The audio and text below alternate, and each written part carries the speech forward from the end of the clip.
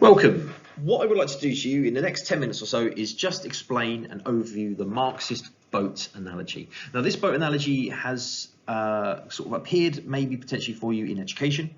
If it hasn't, don't panic, you will explore it a little bit more next year as well. But I wanted to use this to try and overview the Marxist views on the family and how this fits in with the wider thinking of Marxism. Now, the first thing I'd like to do is just explain the boat itself, the center of this image. Now, the boat analogy is this idea that society is like a boat. And if we break the boat into two parts, we have the base of the boat, which sits on the water, keeps the boat floating. This is the bottom half of the boat. And this is what we are going to refer to as the infrastructure, or sometimes referred to as the economic base. So this relates to our economy. So how money is produced and the money producing elements of our society. Now, within Marxism, as we've explored before, the working class are the ones doing all the hard work, just like these two little chaps at the bottom of the boat. They are doing the hard work. They are keeping the boat going. The ruling class, as you can see up here, loving it on top deck, driving the boat forward, but not really doing anything much to contribute to its workings, other than just reaping the benefits of that sunny breeze and enjoying his last little glass of wine. So this is the economic base, the infrastructure, and this is what keeps society going. And our society, as you know, is based on capitalism. Now, Marxists do not like this, they don't like capitalism, but that's what our society is based on. That's what's keeping this boat afloat. Now, the top half of the boat, up here, where the steering wheel is, where the ruling class are driving the direction, this is what we call the superstructure. This is the top half of the boat. And this is really about where ideas and values are created. So the economic base is about making money, keeping the economy and the structure of society working. The superstructure is where all the ideas and values, all the norms, all the ideas that we're taught through different institutions come from and where they're created. Now, within this boat analogy, these two half chunks of the boat have separate tasks, but they need to work together. So if you've got the bottom half of the boat, it will stay afloat, but it won't go anywhere.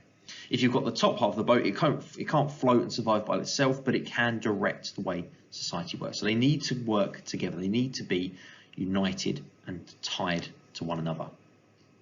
So what happens if we go with point one is that the economy is working. Capitalism is working. They want to keep this going, and it communicates with the superstructure. So the infrastructure communicates with the superstructure. So as you can see here, capitalism is great, let's keep this going. Infrastructure responds with, yep, okay, sorted, we'll spread the word, we'll keep this going. So this is where the ideas, the values take part. And this is institutions like the media, education, the government, laws, the families, religion, employment, all of these parts of the superstructure are spreading those ideas. And this is where our first two key thinkers come in. So we have Zaretsky and we have Dontalot. Now, Zaretsky says that the family supports capitalism by ensuring that men come home and are de-stressed and prevents disruption to capitalism. So Zaretsky talks about this idea of the family being a safe haven or a buffer zone where tired, frustrated, angry men can come home to their family, have some control because they are the leaders of the home.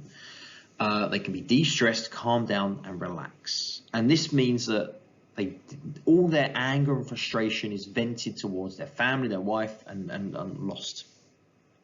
And this helps capitalism in the long run because it means that those men do not remain angry when they return to work and vent their frustrations at their employer.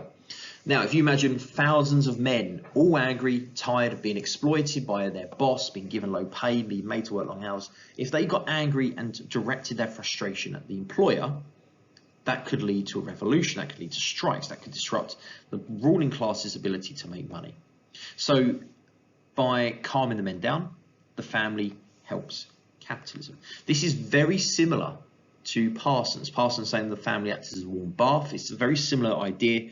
Men come home stressed and angry, but rather than stabilizing the adult personality, from a Marxist point of view, this is to benefit capitalism. The family is also a unit of consumption. Again, an idea we know talked about with Parsons. The family buy products. Children have this notion of pester power. They can encourage parents to buy and consume products. So again, the family is calming men down to help capitalism, but is also buying products that feeds into capitalism. Donzelot also talks about how the family is an ideological, has an ideological function.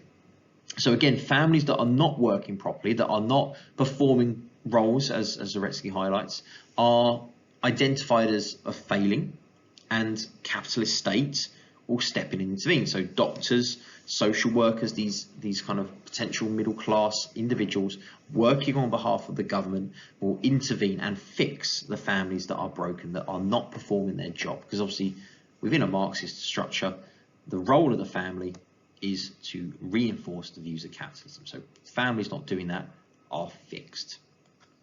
So this brings us to our superstructure at the top here. As I say, this is the part of society which drives us forward, that pushes capitalism through institutions like the family, education, the media, and it teaches us to accept capitalism, to help capitalism. Now, all these institutions in the middle are reinforcing capitalism. So you've got the economic base down at the bottom here, working hard to keep the economy, to keep capitalism going.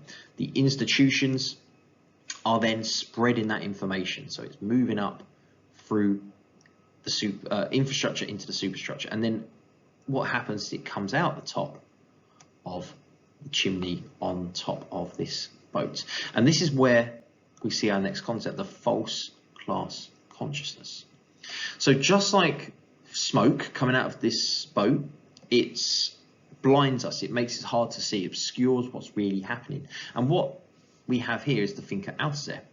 Now he says the family is an ISA, exactly the same idea that he introduced in education. He's just literally changed the word education to family. So the family is an ISA. It teaches us that capitalism is good. It reinforces, it reproduces and legitimates capitalism.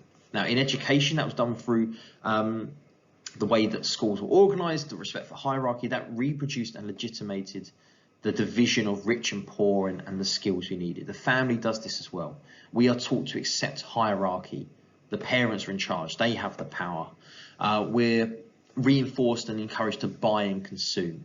So that just like Zaretsky and Donzelot have highlighted, the family is helping capitalism, and it's reinforcing and teaching us that capitalism is a good thing, that we should accept it, we should keep it going. So this is the false consciousness. We are led to believe that capitalism is good for us and that we need it, but reality-wise, it disadvantages it. We were just we're confirming and reinforcing our own inequality and subordination. So because the false consciousness and Althusser, we believe capitalism is good. This, at point 5, creates the division. We have the rich and the poor, or the fancy Marxist words of bourgeoisie and proletariat. That means basically the ruling class and the working class, or the owners and the workers. This creates this division. And again, this is all one group.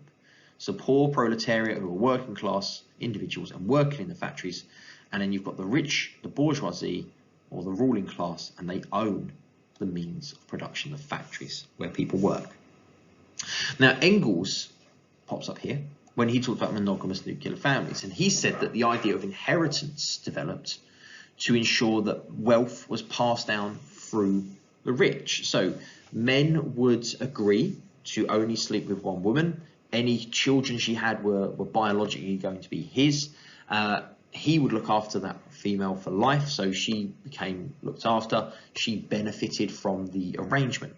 And then what would happen is any money would be passed down to the children of the bourgeoisie. And it's meant the rich remained rich. It prevented the poor getting hold of any of that cash.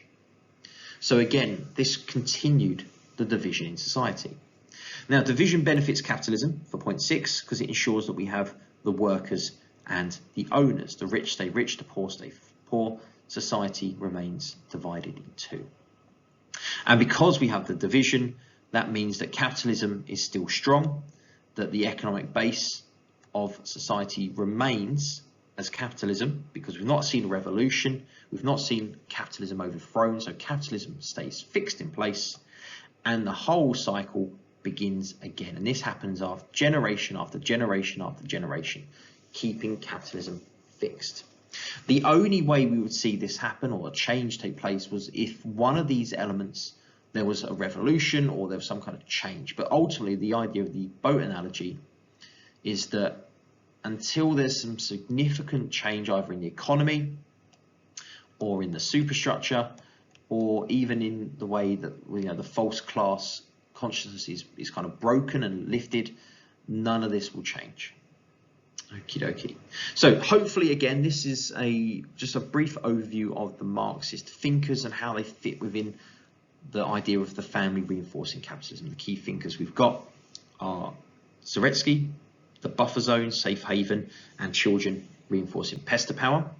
Donzelot, so if families are not functioning for the good of capitalism, the state will intervene, take the children away, put them into families which are better suited to the workings of capitalism. Althusser talks about how the family is an ideological state apparatus, reinforces that capitalism is good, we need it, we follow it, we learn to accept it. And then that creates the division which Engels discussed when he talked about the monogamous nuclear family. That means that wealth is passed down the rich, the poor don't get any, the rich stay rich, the poor stay poor, and the two remain divided. And that, again, is essential for capitalism to survive. As always, hopefully this summarises some of the key fingers. If you're unsure or unfamiliar about any of this material, please contact your teachers, have a chat with them, and thank you for listening.